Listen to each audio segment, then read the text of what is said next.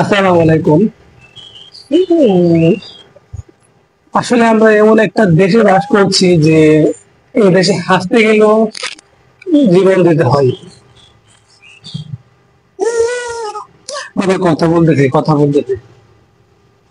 তো যে ঘটনাটা ঘটছে আসলে সেটা কি আসলে মেনে নেওয়ার মতো? মানে জাস্ট চায়ের দোকানে বসে চা খাইতেছে আর হাসতেছে, তো তার জন্য তাকে জীবন দিতে হইলো, এটা আসলে কোনো উম, যাও আমার কাছে যাও, তাই না? ও আসলে আমার কাছ থেকে যাবে না, যখন আমি ভিডিও চালু করবো সে আমার কাছে এসে বসে থাকবে আর এই বিরক্তটা করবে। তো যেটা বলতে চাইতেছিলাম, এই দেশে আসলে হাসলেও জীবন দিতে হয়, এটাই তো বাস্তব। যার কারণে দেখেন, একটা ছেলে পারভেজ, সে চায়ের দোকানে বসে চা খাইতেছে, হাসতেছে, দুটা মেয়ের কারণে আজকে তার জীবনটা শেষ। কি করছে মেয়েটা? ভাবছে তাকে দেখে হাসছে, কি করো, সে তার বিশ্ববিদ্যালয়ের প্রক্টরকে জানাইলো, তাদের বয়ফ্রেন্ড এসে ছেলেটিকে এটার মধ্যে বা পিছন দিক দিয়ে ছুরি দিয়ে দিল।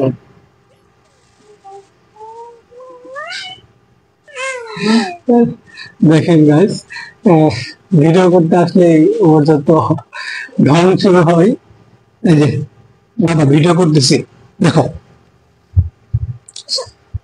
তো ঘুরে ফিরে মানে একটাই, মেয়েটার কারণে কিন্তু মানে চারটা জীবন শেষ।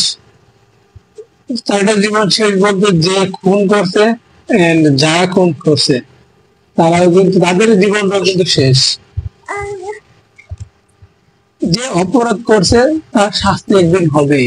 আজকে হয়েছে না, একদিন হবে, অন্যদিন হবে, কালকে হবে, না হলে পরের দিন হবে, এরকম।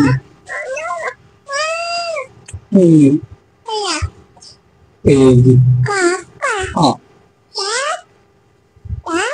ঘুরে ফিরে কিন্তু মেয়েদের কোনো কিছু হবে না, তারা বেঁচে যাবে, মেয়ে দুইটা বেঁচে যাবে। এখন সমস্যা হচ্ছে কি, এই যে মেয়ে দুটা যে বয়ফ্রেন্ড গুলোকে বলছে, তারা আবার যারা হত্যা করে, যাদেরকে দিয়ে হত্যা করেছে তাদের জীবনটা কিন্তু শেষ।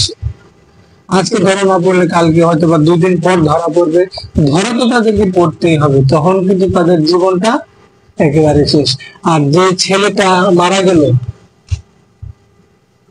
কি কি বলবো আসলে, তার তার দায়বদ্ধতা এখন খেয়ে নিবি, দায়ভারটা সে খেয়ে নিবে এখন।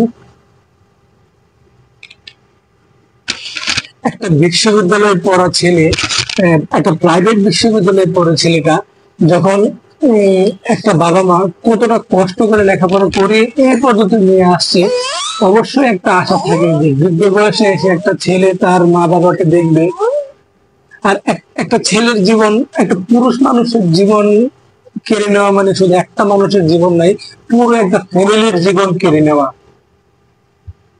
আজকে সে যদি একটা বিয়ে করতো, জানি না বিবাহিত কিনা, বা যদি এরকম হয়তো, তার ওয়াইফ, বাচ্চা, সবার দায়ভার কিন্তু, সবার দায়ভার কিন্তু ওই ছেলেটার উপরে এসে পড়তো। বৃদ্ধ বয়সে এসে কিন্তু বাবা মায়ের দায়িত্বটাও এই ছেলের উপরে পড়তো।